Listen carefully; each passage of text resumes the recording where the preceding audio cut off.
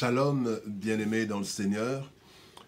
Nous sommes dans la joie de nous retrouver ce mardi 15 décembre 2020 et nous allons méditer ce matin à travers un texte que nous allons lire dans Psaume 8, versets 3 à 5. Psaume 8, versets 3 à 5, voici ce que déclarent les Écritures.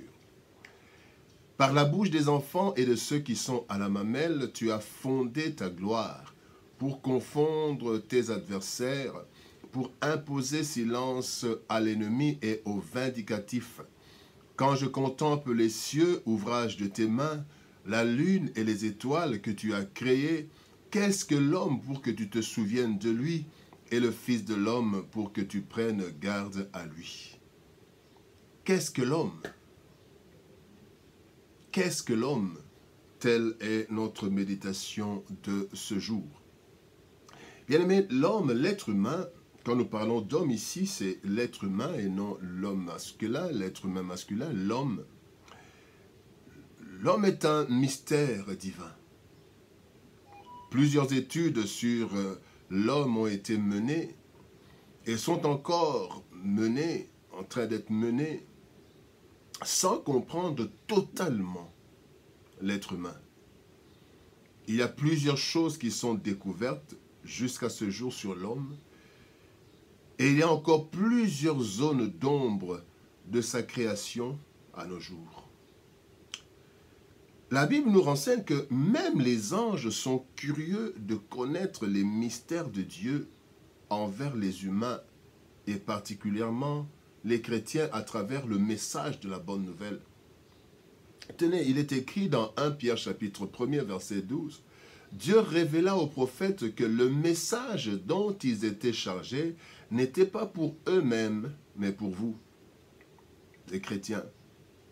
Ce message vous a été communiqué maintenant par les prédicateurs de la bonne nouvelle, qui en ont parlé avec la puissance du Saint-Esprit envoyé du ciel. » Et voilà, la dernière phrase. « Et les anges eux-mêmes désirent le connaître. » Les anges sont curieux, ils désirent connaître ce message merveilleux. Des hommes, des êtres humains qui ont été rebelles à Dieu, mais dont Dieu se soucie à un niveau extraordinaire, allant jusqu'à donner son Fils unique. Qu'est-ce que l'homme? Bien, en quoi consiste ce mystère? Le mystère, c'est que la Bible dit, par la bouche des enfants et de ceux qui sont à la mamelle, tu as fondé ta gloire. Dieu a fondé sa gloire par la bouche des enfants et de ceux qui sont à la mamelle. Pourquoi? Pour confondre les adversaires et pour imposer silence à l'ennemi et au vindicatif. Comment des enfants?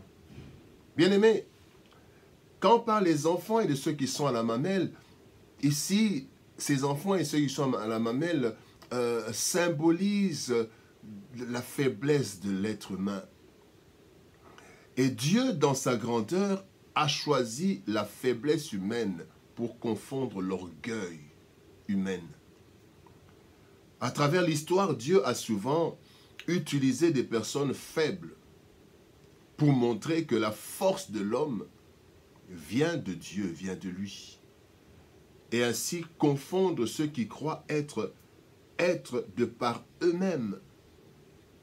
Les exemples sont légion. Nous avons le cas d'Abraham, qui était un être faible, qui avait des problèmes même dans son foyer, des problèmes de progéniture, et il était chez des parents qui n'adoraient pas l'Éternel.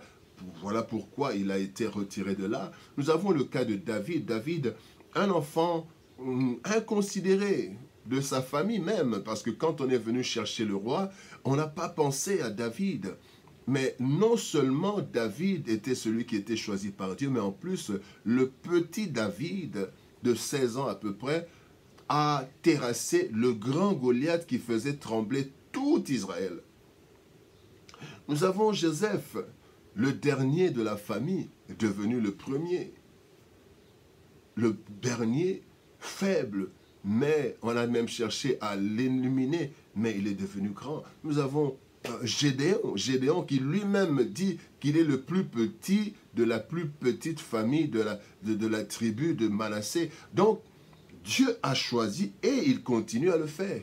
Jésus-Christ lui-même, il est né dans quelles conditions? Il est né dans le dénuement et dans une crèche.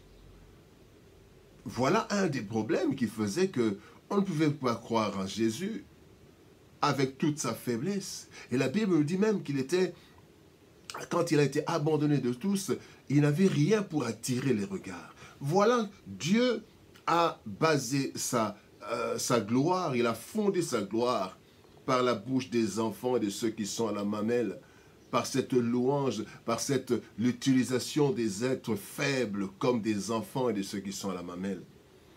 Dans 1 Corinthiens chapitre 1er, verset 27, la Bible dit « Mais Dieu a choisi les choses folles du monde pour confondre les sages. Dieu a choisi les choses faibles du monde pour confondre les fortes. » Parce que Dieu veut montrer sa gloire à travers des personnes faibles pour que l'on puisse savoir que notre force vient de Dieu. Et non seulement le psalmiste et se pose la question, la deuxième chose que nous voulons voir après la bouche des enfants, comment Dieu utilise des êtres faibles. Il dit, quand je contemple les cieux, ouvrage de tes mains, la lune et les étoiles que tu as créées, qu'est-ce que l'homme? Qu'est-ce que l'homme pour que tu te souviennes de lui et le Fils de l'homme pour que tu prennes garde à lui? Bien-aimé, la création est merveilleuse. Quand nous contemplons la création, le ciel, vous voyez dans le monde, les merveilles du monde, les chutes, il y a des choses merveilleuses sur cette terre. Mais lorsque nous voyons tout cet ouvrage, nous voyons les cieux, nous voyons la lune, les étoiles et tout, et que nous réalisons que tout cela a été fait pour être mis à la disposition de l'homme. Tout cela.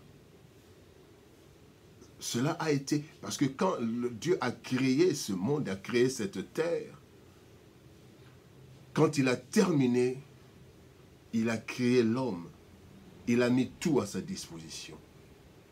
Voilà pourquoi dans le même psaume 8, quand nous lisons le verset 7, le psalmiste étonne parce qu'il dit « Tu lui as donné la domination sur les œuvres de tes mains, tu as tout mis sous ses pieds. » Genèse nous dit « Dieu a dit à l'homme et à la femme qu'il créa à son image et à sa ressemblance, dominer sur tout. » Il a donné la domination à l'être.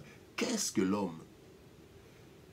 Le psalmiste ne peut pas expliquer cette attention pour des êtres humains qui apparemment ne se sont même pas montrés dignes de cette attention. Et les anges veulent comprendre ce message mystérieux. Qu'est-ce que l'homme? Bien-aimés, quelle leçon tirer de ce texte en tant que chrétien? 3 leçons. La première leçon, c'est que nous sommes des créatures merveilleuses.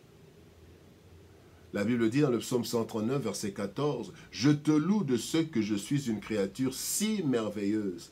Tes œuvres sont admirables et mon âme le reconnaît. Nous sommes des créatures merveilleuses. » Bien-aimés, nous devons être conscients de notre valeur et de la valeur de chaque être humain.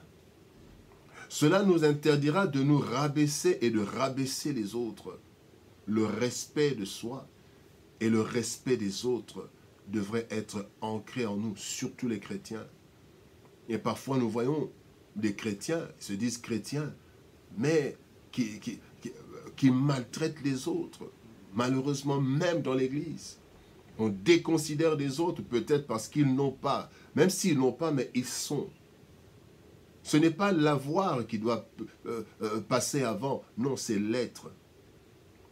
La deuxième leçon, c'est que nous ne pourrons jamais être assez reconnaissants à Dieu. Non. Voilà pourquoi Dieu dit, quelque part, qui n'est pas redevable. De qui il a la créance? Il n'est pas redevable. Le psaume 116, verset 12, le psalmiste dit « Comment rendrai-je à l'Éternel tous ses bienfaits envers moi ?»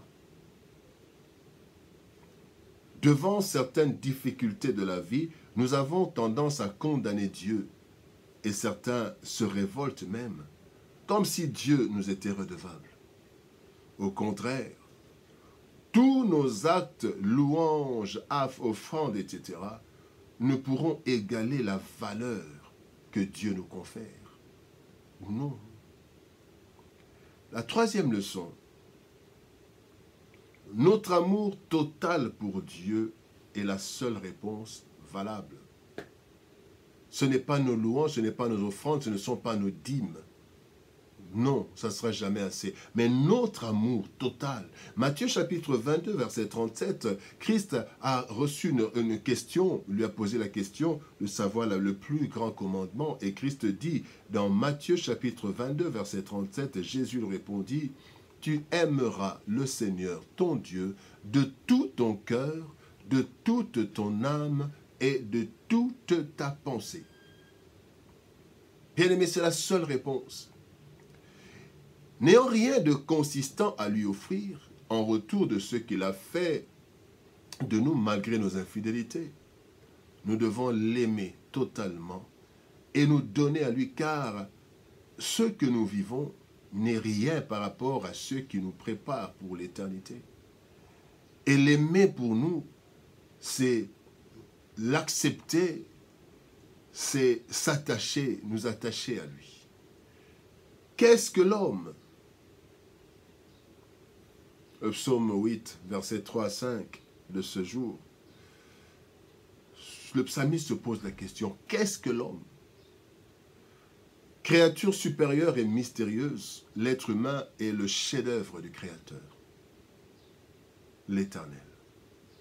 Même les anges voudraient percer le mystère de ce Dieu tout-puissant qui prend soin de ces êtres faibles et infidèles au point de donner sa vie pour leur salut. Nous avons une valeur inestimable aux yeux de Dieu et ainsi nous lui devons un amour total pour ce qu'il a fait et ce qu'il fera encore pour nous. Et cet amour, c'est nous attacher à sa parole. L'aimer et l'aimer sa création. Que Dieu nous bénisse. Shalom, au revoir et à demain.